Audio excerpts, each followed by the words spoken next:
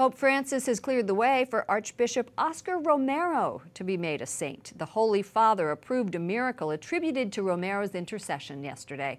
The Salvadoran was gunned down by a right-wing death squad in 1980 as he celebrated Mass. Romero was beatified in El Salvador in 2015. Vatican correspondent Juliet Linley joins us from Rome. Juliet, who was Archbishop Romero? Why did he make headlines during his lifetime? He was a churchman who stood up for the poor. Now, during El Salvador's military dictatorship, he preached against the oppression of the underprivileged. And he was actually shot in 1980 as he was saying Mass in a hospital chapel by right-wing gunmen. Now, the right wing didn't approve of him. They saw him as an ally of the left, specifically because he preached against the oppression of the poor during the Civil War. Now, as you remember, the Civil War in El Salvador ran between 1980 and 1992. His cause for sainthood was put on hold for years, even though he was gunned down. Why was that?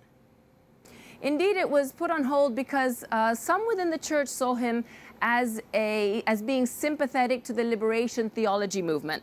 Now, that is a movement that in its extreme promotes a Marxist interpretation of the gospel, Lauren. So, in other words, that Jesus is a political revolutionary who is seeking to overthrow the oppressors of the poor. Now, Pope Francis, nevertheless, in 2015 declared him a martyr, so that would be somebody who dies due to hatred of his faith. And hundreds of thousands of Salvadorians were overjoyed by this news because they hold him up as a model of peace and forgiveness in their country.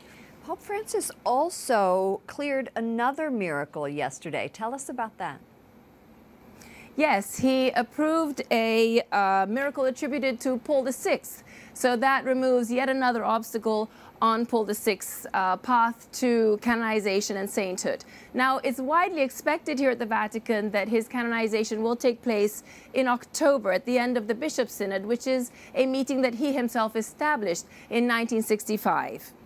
Thank you so much, Juliet Linley, EWTN News Nightly Vatican correspondent. Thank you, Lauren.